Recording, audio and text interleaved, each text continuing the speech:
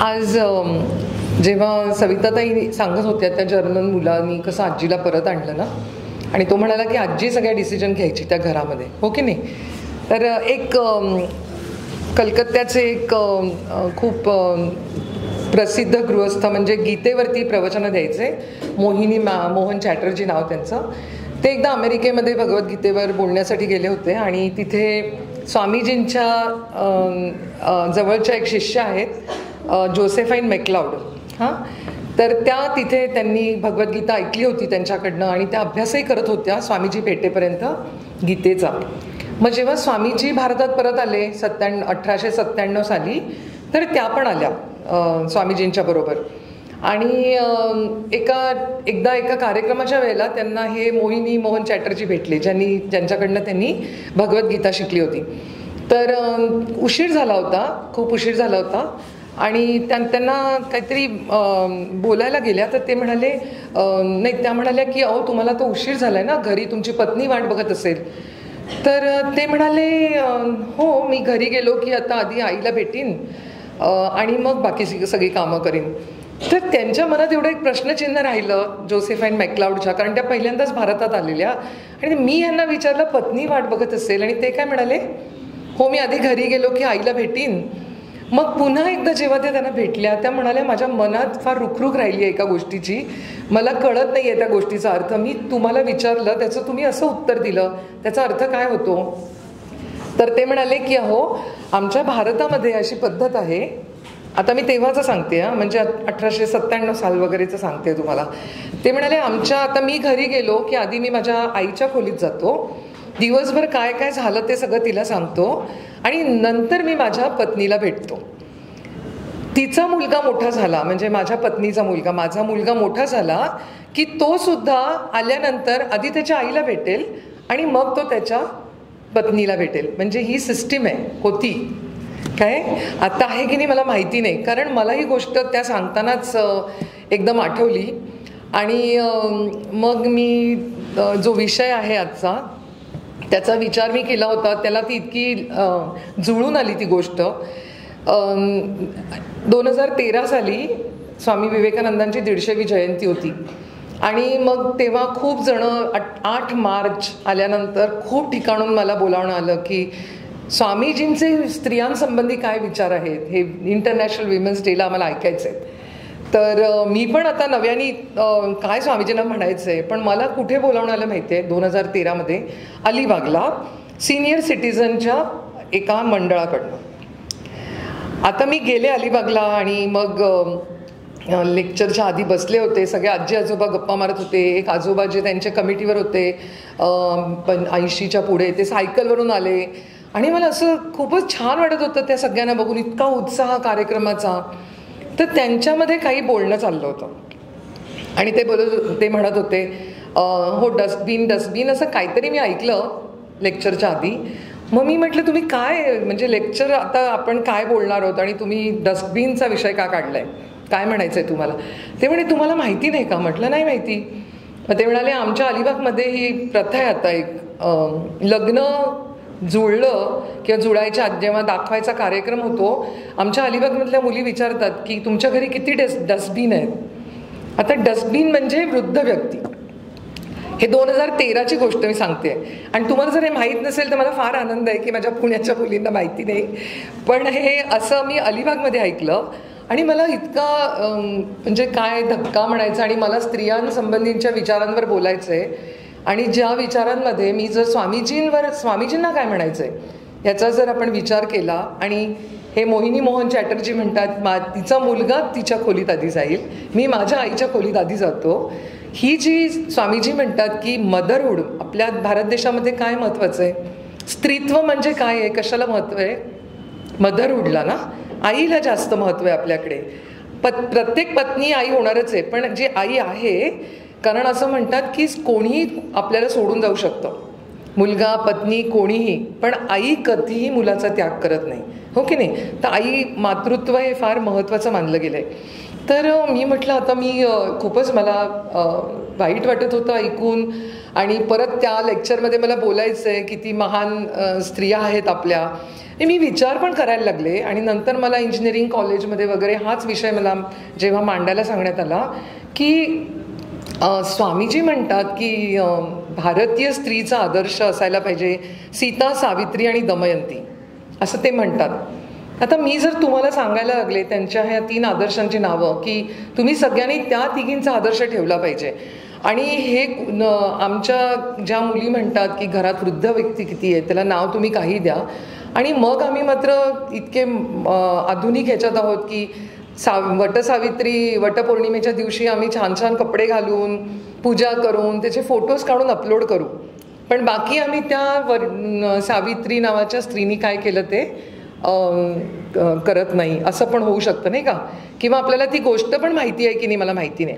तर मी स्वतः वेगळ्या पद्धतीने विचार सुरू केला की का बरं त्यांना म्हणायचं असेल सीता, सावित्री, दमयंती.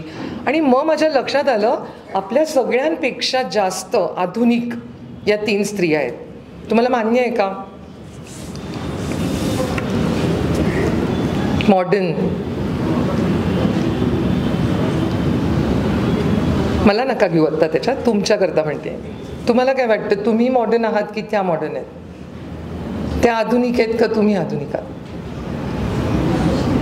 हां, असं काय एवढा गंभीर प्रश्न नाही आहे. तुम्ही काही म्हटलं तरी आपण त्याच्यावर किती ऐकूया ना काय स्वामीजींना म्हणायचे ते, किंवा मी काय विचार केला आता.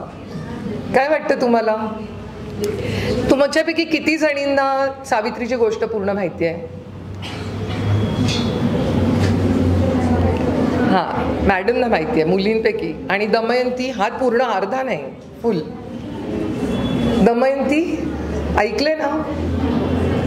नाही, बरं. आता डाउनलोड करून वाचायचंय, नाहीतर घेऊन वाचायचंय. हां, तरी मी थोडं सांगणार आहे म्हणजे तुम्हाला उत्सुकता तरी वाटली पाहिजे. मला असं वाटतं मोस्ट मॉडर्न या महाभारत आणि रामायणच्या ज्या स्त्रिया आहेत त्या अतिशय आधुनिक आहेत. कशा? आपण 2-3 मुद्दे आधी घेऊया आणि मग पुढे जाऊया. तिघी काय आहेत? Sita, Savitri, Damayanti. I stick to these names पहिल्यांदा, नंतर आपण बाकीचं बघूया. या तिघी ना राजकन्या आहेत, हो की नाही? हां, तिघी राजकन्या आहेत. तिघी अतिशय सुंदर आहेत. मग तिघी जणी प्रत्येक शास्त्रात पारंगत आहेत. म्हणजे विद्येच्या म्हणजे वेद विद्या, तलवार, धनुष्यबाण, जे काय तुमचं धनुर्विद्या, सगळ्यामध्ये. आता स्वामीजी म्हणतात त्यांच्या ह्याच्यामध्ये जेव्हा स्त्रियांच्या करता ते बोलतात की माझ्या देशातल्या मुलींना आधी शाळेमध्ये स्वसंरक्षणाचे धडे दिले पाहिजे. किती जणींना येतं? आता कोण आधुनिक आहे बघा. स्वामीजींनी आत्ता म्हटलं तर ह्या तिघींना ऑलरेडी येतंय सगळं सगळं, म्हणजे त्यांना तसंच वाढवलंय. हां, ठीक आहे. तर सगळ्यामध्ये पारंगत. मग जेव्हा त्या मोठ्या झाल्या ना तिघी जणी, तिघींचं लग्न कसं झालंय? स्वयंवर. वडिलांना किती खात्री आहे प्रत्येक राजाला. जनक, नंतर कोण अश्वपती, आणि अश्वपती म्हणजे सावित्रीचे वडील, आणि दमयंतीचे वडील, त्या तिघ, भीम त्यांचं नाव. त्यांना सगळ्यांना खात्री आहे माझी मुलगी योग्यच वर निवडणार. आता समजा मी जस्ट उदाहरण घेते, आपल्यापैकी कोणीही असं ठरवलं की मी कोणाशी तरी लग्न करणार आहे, किती जणींच्या घरून 100% वडील म्हणणार की हो, तू जो मुलगा आणला तो अगदी योग्य आहे आणि मला ते मान्य आहे. हसू आलं ना? तुम्हालाच माहिती उत्तर, मला नको आहे. तर तिघींचं आपण बघतोय, तिघींच्या वडिलांना इतकी खात्री की आपल्या मुली योग्यच वर निवडणार. हां, सीतेचं आपण उदाहरण घेऊया पहिल्यांदा. तर रामाला तिने निवडलं.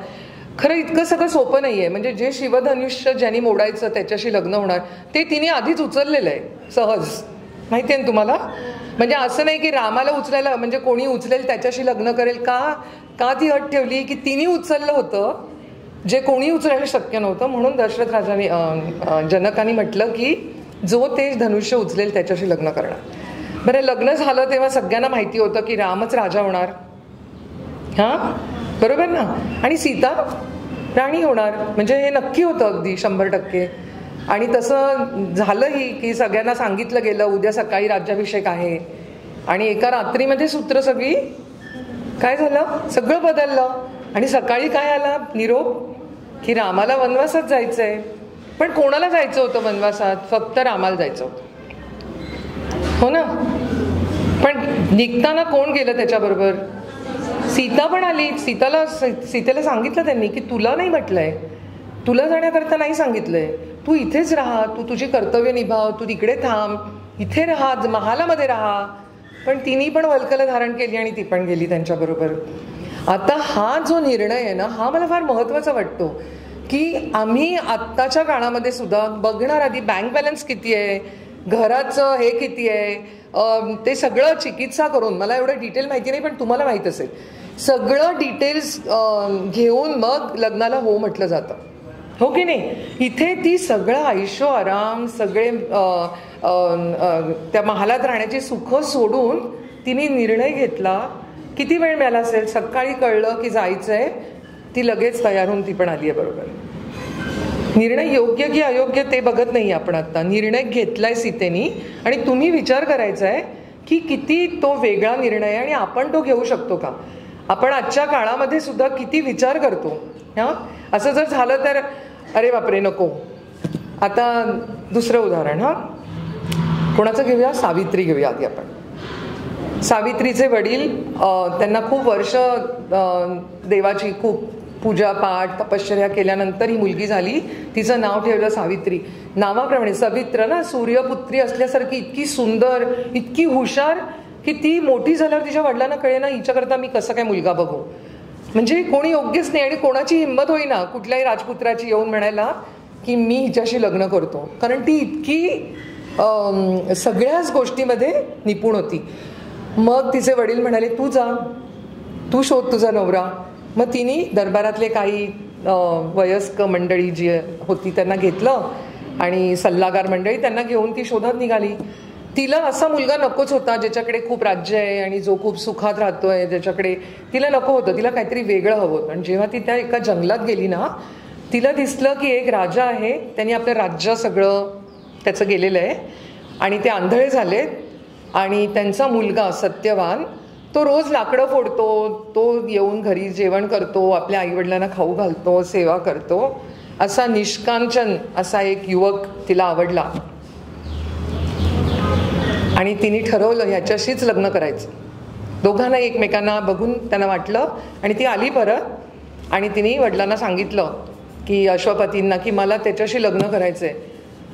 अश्वपती तरी इतके पटकन रिॲक्ट झाले नाही. आणि तेव्हा नारद मुनी तिथे होते. त्यांनी लगेच काय सांगितलं, हिनी ज्या मुलाला आज बघितलंय, आजपासून बरोबर 1 वर्षांनी तो मुलगा, त्याचे प्राण जाणार आहेत, तो मरणार आहे. हे ऐकल्यावर तिच्या आईला तर काही सुचेच ना. ती नारद मुनींना म्हणाली माझ्या मुलीच्या नशिबात हे काय आलं. बरोबर आहे ना, आईचं हृदय आहे.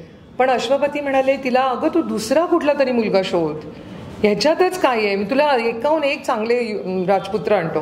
ती म्हणाली मी एकदा मनाने त्याला वरलं, आता जर मी दुसऱ्या कोणाशी लग्न केलं तर ते काय होईल, पाप होईल ना, म्हणजे ते बरोबर होणार नाही.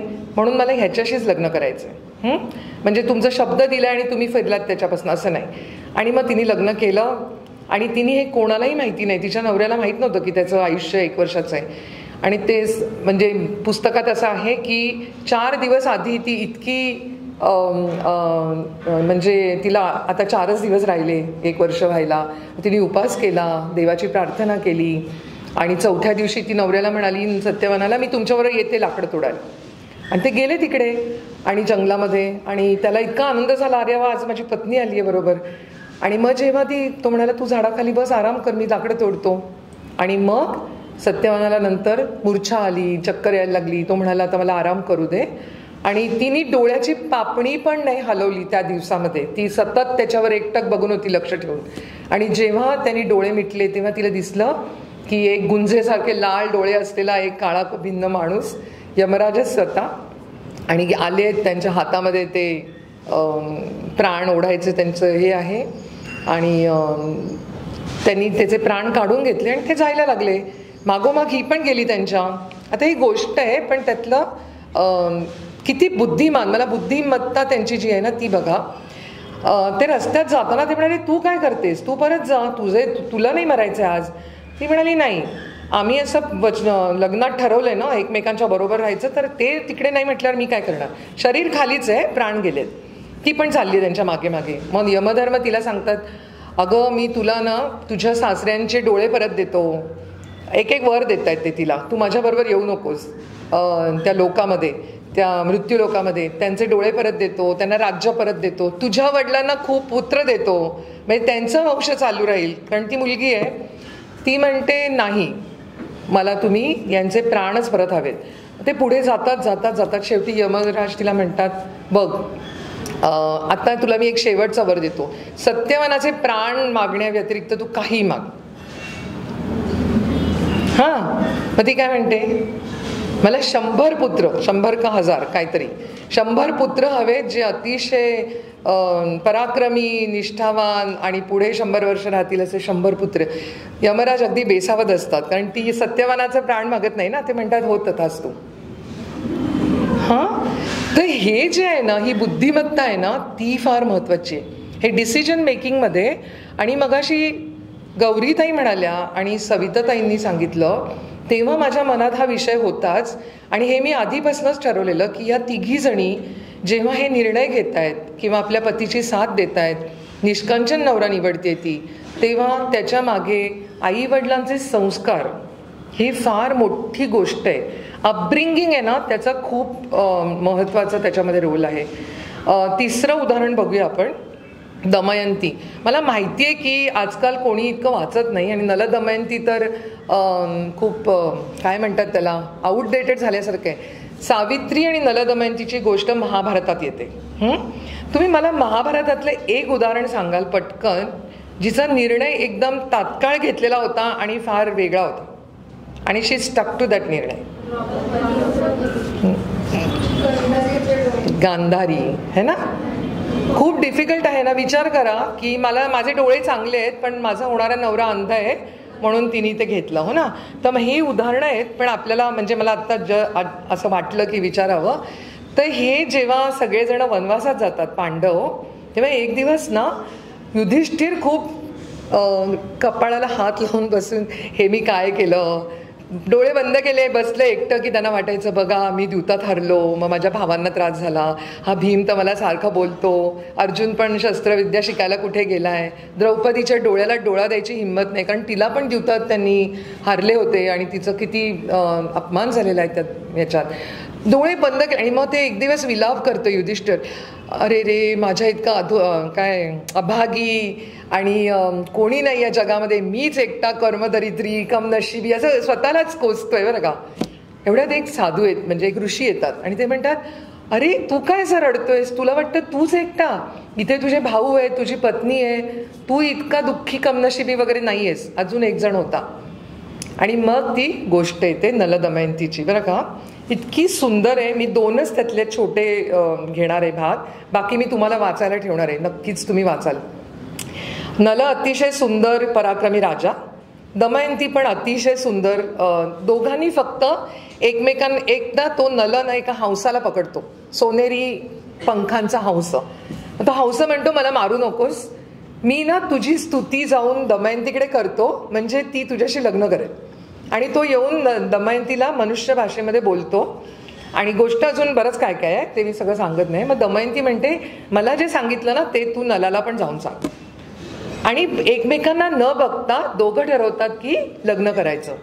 आता हिच्या वडिलांनी स्वयंवर ठरवलं दमयंतीचं, तर देव अग्नी, वरुण, इंद्र आणि यम यांना पण तिच्याशी लग्न करायचं आहे, कारण ती खूप सुंदर आहे म्हणून ते पण पृथ्वीवर आले आणि त्यांना नल भेटला रस्त्यात. मग ते नलाला म्हणाले जा आणि तिला सांग आमच्या चौघांपैकी एकाशी तुला लग्न करायचंय. मग नल म्हणाला असं कसं, मी पण स्वयंवराला चाललोय. मग ते म्हणाले नाही नाही नाही, आधी ते म्हणतात की तू आमचं एक काम करशील का. हो हो मी तुमचं काम करीन म्हणतो तो. मग ते म्हणतात आता तू वचन दिलंयस ना, आता तुला केलं पाहिजे ते काम. तो म्हणतो बरं. मग तो जातो आणि तिला एक वेगळ्या रूपामध्ये तो भेटतो तिकडे आणि तिला सांगतो की तू ह्या 4 देवतांपैकी कोणाशी एकाशी लग्न कर. पण ती म्हणते मी तर नलाशी लग्न करणार आहे, मी त्याला वरलंय मनानी. असं तो म्हणतो मी वचन दिलंय. ती म्हणते बरं. आता ती हुशार आहे, ती फार बुद्धिमान आहे दमयंती. जेव्हा स्वयंवर सगळे राजे येतात ना तेव्हा 5 नल बसलेले असतात. किती? एक खरा नल आणि हे 4 देव जे आहेत इंद्र वरुण ते सगळे नलाचं रूप धारण करून बसतात. आणि ती येते आणि ती बघते, तिला ओळखता येत नाही. खूप वेळा बघते, परत अगदी सारखे दिसत आहेत 5 जण. मग ती काय करते माहितीये, ती तिच्या पवित्र जीवनाचं साकडं घालून त्यांना म्हणते की तुमचं खरं रूप दाखवा, कारण मी नलाला मनाने वरलंय. खरं रूप दाखवा म्हटल्यावर देव पण तिच्यासमोर नरम म्हणजे हार मानतात, शरण जातात आणि म्हणतात ठीक आहे. मग ती बघते 4 जणांचे पाय जमिनीच्या वर, देवांचे पाय जमिनीला लागत नाही, त्यांच्या अंगावरची फुलं कोमेजत नाहीत, ते हार टवटवीत आणि त्यांची पापणी मिटत नाही, अशा काही काही खुणा त्या गोष्टीत सांगितल्यात. आणि मग ती खऱ्या नलाला माळ घालते. ठीक आहे, हे तर खूप छान झालं ना इथपर्यंत.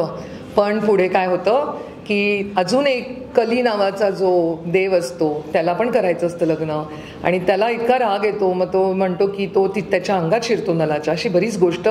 आणि तुम्हाला खरं वाटणार नाही इतकं की वाचवत नाही की इतकं दुःख एका दाम्पत्याला होऊ शकतं. 12 वर्ष काही होत नाही, तो कली अगदी नजर ठेवतो, कधी हा चुकतो राजा आणि कधी मी ह्याच्या शरीरात प्रवेश करतो असो. आणि मग द्यूत होतं, द्यूतामध्ये तो हरतो. आणि पत्नीला तू आता, त्याचा भाऊ असतो धाकटा, तो म्हणतो आता तुझ्या पत्नीला तू पैजेला लाव द्यूतामध्ये. तेव्हा ती उठते आणि तो उठतो राजा, त्याची तेवढी बुद्धी शाबूत असते आणि प्रेम जिंकतं आणि तो निघून जातो. खूप काय काय होतं. शेवटी त्याला त्याचं रूप बदलतं, काळा का भिन्न होतो. त्याला एका राजाकडे तो घोडे राखायचं काम करतो आणि ही तिच्या वडिलांकडे आलेली असते. आता नलाला कसं शोधायचं, खूप आहे मध्ये, तुम्ही नक्की वाचा. मग ती इतकी बुद्धिमान असते. नलाचा एक गुण आहे, अख्ख्या जगामध्ये अख्ख्या विश्वामध्ये तो एकटा सगळ्यात जास्त जोरात घोडे चालवण्यात हुशार आहे. हां, म्हणून ती अश्वारोहण जे म्हणतो ना आपण, त्याच्यात तो सगळ्यात नाही, त्याच्या इतका स्पीड कोणाचाच नाही, देवांचा पण नाही. मग ती आपल्या वडिलांना सांगते आणि म्हणते उद्या माझं परत स्वयंवर आहे, असं तुम्ही सगळीकडे कळवा. आता उद्या स्वयंवर आहे म्हटल्यावर तिला माहिती आहे की तो येणारच कुठल्याही ह्याची. आणि मग तो येतो आणि कशी ती त्याला ओळखते आणि कसं ती त्याला त्याच्यातनं बाहेर आणते द्यूतामधनं, त्या कलीच्या तावडीतनं. अतिशय सुंदर. पण बुद्धिमत्ता ही या 3ही राजकन्यांची एक कॉमन गोष्ट आहे. हां, आणि तिघींनी असे निर्णय घेतलेत जे आपण सुद्धा आत्ता विचार करू की आम्ही घ्यायचा की नाही हा निर्णय. म्हणून मी आधीच विचारलं की तुम्ही आधुनिक आहात, आपण आत्ताच्या मुली आधुनिक आहोत की त्या आधुनिक आहेत. हां, ही विचार करण्यासारखी गोष्ट आहे. हां, तर स्वामीजी म्हणतात स्वसंरक्षणाच्या गोष्टी शिकायला पाहिजेत. अजूनही आम्ही ह्या काळात आहोत, 2023 पण आम्हाला येत नाही आहे. तर ती एक गोष्ट आपण लगेच काहीतरी करून सुरू करायला पाहिजे. अभ्यास वगैरे तर सगळं होतच आहे, पण कुठे गेलो आणि एकटे पडलो तर काय करायचं हे आम्हाला मात्र येत नाही आहे, हो ना. तर त्या सगळ्या गोष्टी फार महत्त्वाच्या आहेत. आता आपण थोडंसं पुढे येऊया आणि ह्या 2 आत्ता आपण जी बघितली फिल्म बघितली, जी डॉक्युमेंटरी बघितली, त्याच्यात मानविषयी, कारण आपण शारदा मठात आलो तर आपल्याला मानचं पण थोडंसं माहीत असायला हवं. कारण डिसिजन मेकिंगमध्ये किती शिकलेले आहात, काय आहात, कुठल्या काळात आहात याचं काही महत्त्व नाही आहे. कसा निर्णय घेता हे फार महत्त्वाचं आहे. तर शारदा मा आमच्या आणि श्रीरामकृष्ण म्हणजे जे अजिबात कधी शाळेत गेले नाहीत, कधी थोडे दिवस गेले, नंतर कधीच गेले नाहीत ते. तर हे असे निरक्षर होते आणि सतत काली काली, म्हणजे आपल्या पत्नीमध्ये पण मानमध्ये पण ते कालीमातेचं रूप बघायचे, बरं का. तर एकदा काय होतं, जेव्हा रामकृष्णदेव थोडंसं सगळीकडे त्यांचं नाव होतं, भक्त यायला लागतात, तेव्हा कलकत्त्यामध्ये एकदा काय होतं, एक मारवाडी कुटुंब त्यांच्या दर्शनाला येतं आणि त्यांच्या समोर, आता ही गोष्ट असेल 1880च्या आसपास, ठीक आहे, 10,000 रुपये त्या काळचे त्यांच्या समोर ठेवले जातात. म्हणजे किती झाले आजच्या काळामध्ये? आजही 10,000 जास्तच आहे, पण तेव्हा म्हणजे करोडोंमध्ये असतील ते, खूपच त्याची किंमत होती. त्यांनी रामकृष्णांच्या समोर पैसे ठेवले. पण रामकृष्ण परमहंसांचं असं होतं की कांचन कामिनी त्याग, म्हणजे प्रत्येक स्त्रीमध्ये त्यांना आई जगदंबेचं रूप दिसायचं. आणि दुसरं म्हणजे ते कधीही कुठल्याही धातूला पैशांना स्पर्श करू शकायचे नाही. ते केलं की त्यांच्या शरीरामध्ये असंख्य विंचू चावल्यासारख्या वेदना व्हायच्या. म्हणून ते बघतात पैसे आणि ते म्हणतात तिकडे ना ती बसली आहे, ती राहते म्हणजे त्यांची पत्नी. तर म्हणतात त्या राहतात तिकडे, ते अहो म्हणायचे त्यांना. तुम्ही जाऊन तिकडे द्या. कोणाला द्या पैसे? पत्नीला द्या. आता हा प्रसंग पुढे जायच्या आधी मी आत्तासाठी विचारते तुम्हाला, आपले खूप, आपण समजा लग्न झालं आहे, नवरा खूप मोठ्या कुठेतरी पोस्टमध्ये सरकारी जिकडे तिकडे, आणि पैसे कोणी दिले, काय करू आपण काय सांगू नवऱ्याला? घे की नको घेऊ? काय नको घेऊ सांगू? हो ना. इथून गेल्यानंतर पण ठेवायचं आहे मनामध्ये. कारण मोस्ट ऑफ द टाइम मला वाटतं आपणच म्हणतो की नाही मला घरात हे कमी आहे ते कमी आहे, आणि मग वाटतं पुरुषांना वाटत असेल की काय कोण लाच देत आहे ती घ्यावी आणि घरामधल्या आपल्या कटकटी संपवाव्यात. पण नाही म्हणणं फार अवघड आहे. आत्ता तुम्ही तर खूप काय फ्रेश फ्लावर्स आहात तिकडे, तर मानच्या इथे तुम्ही आला आहेत आणि तुम्ही नाही म्हणताय तर मला खूप आनंद होतोय. आणि मला खात्री आहे की इथे तुम्ही नाही म्हटलंय म्हणजे तुम्ही नाहीच करणार तसंच ठाकूरांनी पण ते 10,000 रुपये घेऊन त्यांना तिकडे पाठवलं. आणि मानच्या इथे जेव्हा ते आले भक्त, तेव्हा मा म्हणाल्या नाही. हे कळतं की पतीनी नाही म्हटलंय, त्यांनी पण नाही घेतलं पाहिजे. आणि ते 10,000 रुपये न घेण्याचा जो निर्णय आहे, डिसिजनच आहे ना, छोटा आहे का मोठा आहे? आमच्या शारदा मा म्हणजे कलकत्त्यामध्ये चेहरा पण लोकांना दिसायचा नाही, अखंड त्या घुंगटमध्ये असायच्या, म्हणजे पदर त्यांचा इथपर्यंत असायचा.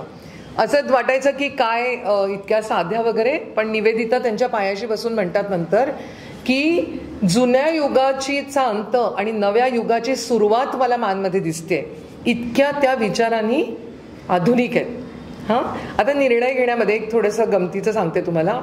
विवेकानंद होते ना, तसे त्यांचे अजून गुरुबंधू होते, आणि ते सगळे साधना करण्याकरता जप जे काय रामकृष्ण त्यांना शिकवत आहेत, आम्ही त्यांना ठाकूर म्हणतो रामकृष्णांना, ते सगळं रात्री साधना करण्याकरता ते सगळेजण तिकडे यायचे. काली मंदिराच्या इथे ठाकूर राहायचे तिथे. आणि मग ठाकूर म्हणायचे, मानना म्हणायचे, अहो ह्याला ना 4 चपात्या द्या, ह्याला ना 2 चपात्या द्या, त्याला 3, आणि नरेंद्रला काही नाही, नरेंद्र काय खाईल ते त्याला द्या.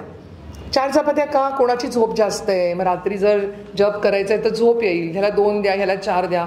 मग मानी ऐकलं आणि एक दिवस म्हणाल्या, मी आहे ना, मी ठरवते किती द्यायचं. कारण त्या आई आहेत ना. म्हणजे तुम्ही तुमच्या आध्यात्मिक क्षेत्रामध्ये तुम्ही मला सांगताय 4 द्या, 2 द्या, 3 द्या, पण जी स्त्री असं वाटतं की काय म्हणायचं त्याला, जे ठाकूर म्हणजे ईश्वर अवतार तिकडे लोक म्हणायला लागले आहेत आणि अनुभव आलाय, आणि त्या म्हणतात अगदी ठामपणे, मी आहे ना, मी ठरवते किती द्यायचं. आता किती आधुनिक घरांमध्ये मी जाते आत्ताच्या काळामध्ये, जे पती म्हणेल ना ती पूर्व दिशा असते. कोणाची हिंमत होणार नाही म्हणायची की नाही मी हे नाही करणार, ऐकावंच लागतं. आपल्या मनाला असो नाही तर नसो, अशा अनेक घरांमध्ये होतं. शिक्षण आणि याचा काहीही संबंध नाही, मी पुन्हा सांगते. आणि तेच आमच्या मा म्हणतात, हो मी ठरवते ना किती द्यायचं ते, तुम्ही काळजी करू नका. म्हणजे इतकी जबाबदारी त्यांनी घेतली आहे. त्या जेव्हा खेड्यात त्यांच्या गावी राहत असतात ना, तर रामकृष्ण इथे कालीची साधना करत असतात. ते गडबडा लोळतात, आई आई करतात, आणि तिकडे गावात काय कळतं लोकांना, अरे या शारदामणीचा तर नवरा वेडा झाला. अशा वेड्या नवऱ्याची बायको कुठेही गेलं की तरी त्या कधीही म्हणत नाहीत की असं वेड्या नवऱ्याकडे मी नाही जाणार कलकत्त्याला, मी इथेच राहणार. मी आत्ताच्या काळामध्ये छोट्या छोट्या गोष्टींवरनं आपल्या अहंकारामुळे, आपल्या कितीतरी गोष्टींमुळे वाद करतो आपण, एकमेकांपासून वेगळं व्हायचा विचार करतो. पण मा इतक्या ठाम आहेत की नाही मी जाऊन बघते, आणि त्या तिथे राहतात, त्यांची सेवा करतात, आणि त्यांना दिसतं की काहीच चुकीचं नाही आहे आपल्या पतीमध्ये. अशा खूप गोष्टी आहेत. म्हणजे मांचं जीवन सांगणं आजचं हे नाही आहे, पण एक छोटंसं उदाहरण देते बुद्धिमत्तेचं. आमच्या शारदामा एकदा त्यांच्या जन्मगावाहून जयराम वाटीहून कलकत्त्याला यायला निघतात. बरोबर खूप लोक असतात त्यांच्याकडे, त्यांचं एक छोटंसं गाठोडं असतं. तेव्हा काही वाहनं वगैरे नाही ना, 2 रात्र चालत वगैरे यावं लागतं त्यांना. त्या इतक्या थकतात, 15-16 वर्षाच्या आहेत आणि सगळे लोक पुढे निघून जातात, अंधार पडतो आणि जंगलामध्ये त्या एकट्याच राहतात. आणि अचानक त्यांच्या समोर एक दाम्पत्य, घाबरू की नाही घाबरणार, घाबरू ना, मग आपल्या उभे आहेत आणि तो माणूस समोर आलाय आणि त्याच्या हातात ती कुऱ्हाड वगैरे, आणि तो म्हणतो कोण आहेस तू, कुठे चाललीस. त्या इतक्या शांतपणे जे उत्तर देतात ना, इथे मला म्हणजे सगळ्यात म्हणजे ती काय बुद्धिमत्ता, सरळ हृदय, सगळं असं एकत्र मला दिसतं. त्या म्हणतात, बाबा मी तुमची मुलगी तुमच्या जावयाकडे चालली आहे, माझ्याबरोबरचे लोक सगळे पुढे गेले आणि मी मागे राहिली आहे, तर तुम्ही मला सोबत कराल ना. कोण आहेस तुझं उत्तर, मी तुमची मुलगी आहे, कुठे चाललीस, तुमच्या जावयाकडे चालली. हे सुचायला मन किती स्थिर पाहिजे हे कुठल्याही सायकोलॉजी शिकवत नाहीत. घाबरलो आपण आतमध्ये की असं काही सुचतं का आपल्याला, नाही. हां, तर आता मामच्या ह्या अशा शारदा मामच्या आणि स्वामी विवेकानंद, मी म्हटलं स्वामीजींचं मी काय उदाहरण घेऊ, खूप आहे डिसिजन मेकिंगवरती. जेव्हा ते रामकृष्ण परमहंसांकडे यायला लागले, त्यांना स्वप्न पडायचं, त्यांना दिसायचं एकदम रात्री की ते एका सिंहासनावर बसलेत आणि राजाची सगळे सुख सोयी, आयुष्य आराम, मान मरातप, त्यांना म्हणजे सगळं दिसतं, सिंहासनावर बसले. आणि दुसऱ्या क्षणाला त्यांना दिसतं की ते एक हातात भिक्षा पात्र घेऊन संन्यासाचं वस्त्र नेसून भिक्षा मागतायत. त्यांना चूज करायचंय.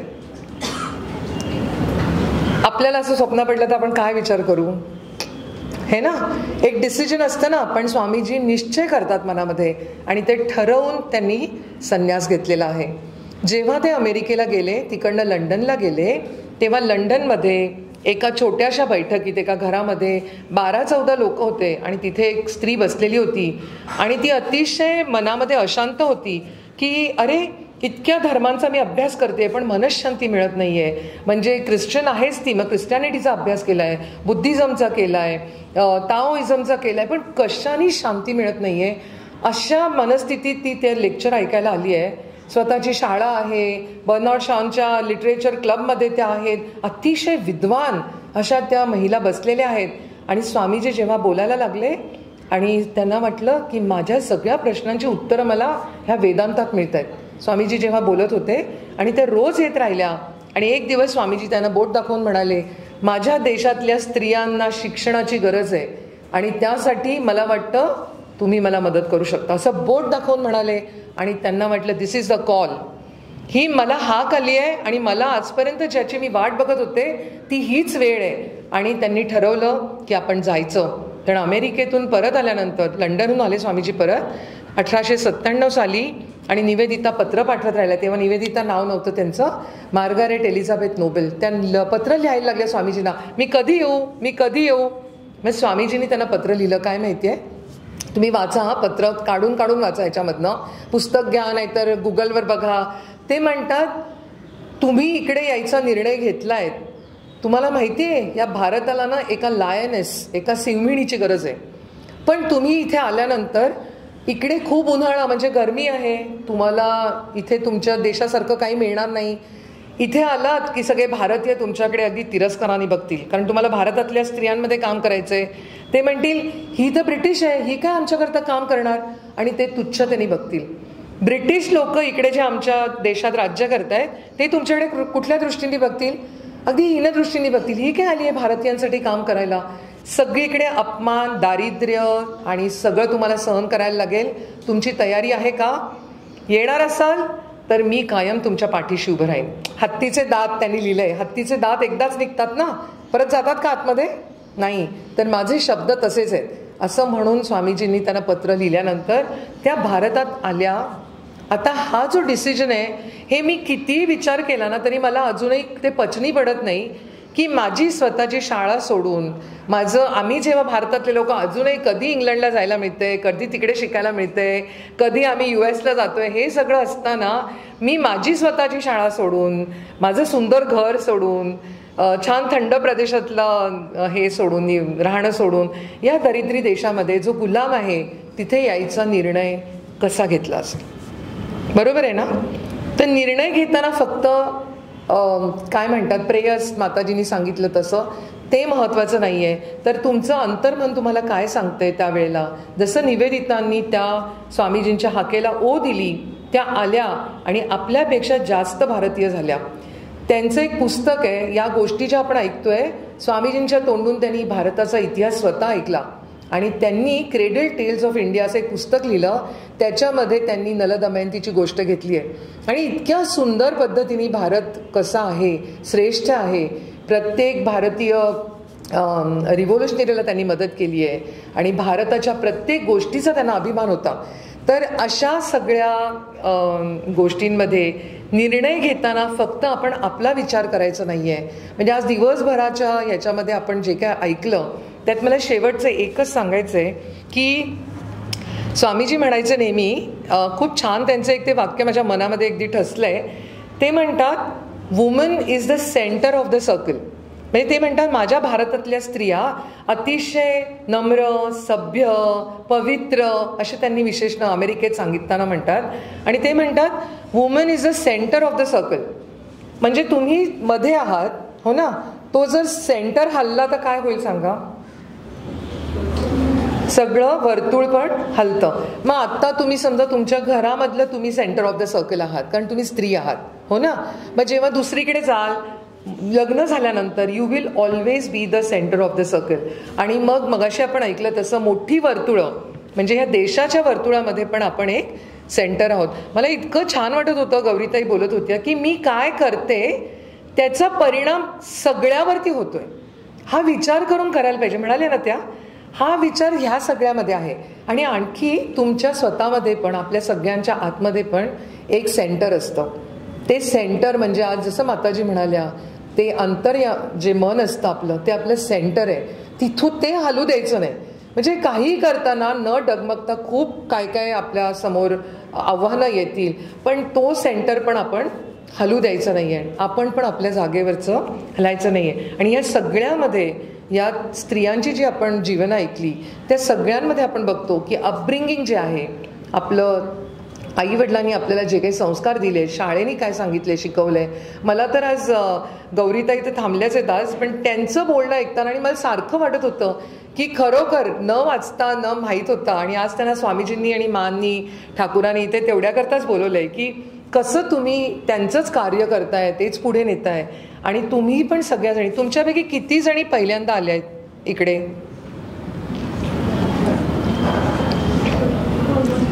ऑलमोस्ट ना, बहुतेक खूपच, थोड्याशाच जणी आधीच्या आहेत. तर हे येणं नुसता योगायोग नाही आहे, हां, हे मनामध्ये ठाम असू द्या. आणि तुम्ही इथे येणं हा सुद्धा एक कॉल आहे. आता किती जणांना हे गेलं असेल, फॉर्म गेला असेल, पण प्रत्येकाने तो भरला नाही आहे आणि आल्या नाही आहेत. पण मला तो एक मुद्दा होता, आम्ही तुमचे फॉर्म बघताना खूप जणांनी त्याच्यामध्ये दिलेलं की का तुम्ही येत आहे लिडरशिप क्वालिटीज शिकायला, नंतर डिसिजन मेकिंग शिकायला, आणि एक होतं अगदी हायलाईट करता येईल असं मनशांती. हां, ज्यांनी कोणी लिहिलं असेल तर तुम्हाला स्वतःला माहिती आहे किती आपण काय काय करतो आणि असं वाटतं, जसं निवेदितांना वाटत होतं की ती शांती मिळत नाही आहे कुठेतरी, मला ती मनशांती हवी आहे, ते जे माझ्या प्रश्नांची उत्तरं हवी आहेत. आणि मला असं वाटतं या तिन्ही ठाकूर स्वामीजींच्या कृपेने तुमच्या सगळ्यांच्या मनामधल्या कुठल्या तरी एका प्रश्नाचं तरी उत्तर इथे आल्यानंतर तुम्हाला मिळालं असेल. सकाळपासून आपण एक काय ज्ञानयज्ञच चालू आहे आणि निर्णय क्षमता घेताना कोणीही शिकवू शकत नाही कुठला निर्णय घ्यायचा. माताजींनी सांगितलंच आहे, त्यांनी दोघींनी पण आपल्याला सांगितलंय. आणि आज आपण एवढी ही चरित्र बघितली, ही जी व्यक्तिमत्व बघितली, त्या सगळ्यांनी निर्णय घेताना त्यांच्या हृदयाला साक्ष ठेवून त्यांनी निर्णय घेतलाय. आणि जो घेतलाय त्या निर्णयापासून त्या कुठेही विचलित झाले नाही आहेत, हे फार महत्त्वाचं आहे. निवेदितांना पण वाटलं असतं ना पुढे वर्षानंतर काही की काय आहे या देशामध्ये, दारिद्र्य आहे नुसतं. आजही लोक म्हणतात काय आहे या देशात, आपण अमेरिकेत जावं, आमचे रस्ते बघा, आमची लोकं बघा, कधी शिकणार. माझ्या ओळखीचे एक गृहस्थ आहेत, ते नेहमी म्हणतात 10,000 वर्ष, त्यांचं आवडतं वाक्य, 10,000 वर्षात हा देश सुधारणार नाही. ते माताजी सकाळी म्हणाले ना, कोणाचा देश, आपलाच आहे ना. पण जर आपलं आत्ताच जर प्रेम राहिलं नाही त्याच्यावर तर आपण काय करणार. म्हणजे फक्त इकडे शिकायचं आणि मग आपण त्या शिक्षणाचा उपयोग कुठे करायचा, हे ना. तर तुम्ही सगळ्या बिकम अ टॉर्च बेअरर, तुम्ही स्वतः एक ती ज्योत बना आणि इथून जाताना असं काहीतरी घेऊन जा की जे तुमच्या पुढच्या पूर्ण आयुष्यामध्ये तुम्ही कुठलाही निर्णय घेताना ह्यातले एक कुठली तरी गोष्ट तुम्हाला आठवेल आणि त्या हृदयाला साक्ष ठेवून तुम्ही विचार करून तो निर्णय घ्याल. तर ठाकूरमा स्वामीजींच्या चे आशीर्वाद तुम्हाला मिळोत आणि सगळं तुमचं जीवन उज्ज्वल होऊ दे अशी प्रार्थना करते मी. आणि पुढचा विषय याला कंटिन्यू करणारे आपण आता जे मी दीप्तीला बोलवते ह्याच्या करता तुम्हाला काही प्रश्न असतील मनामध्ये तर तुम्ही मला विचारू शकता, नाहीतर आपण नंतर गटचर्चेनंतर केव्हाही थोडा वेळ आहे आपल्याला तेव्हा करूया.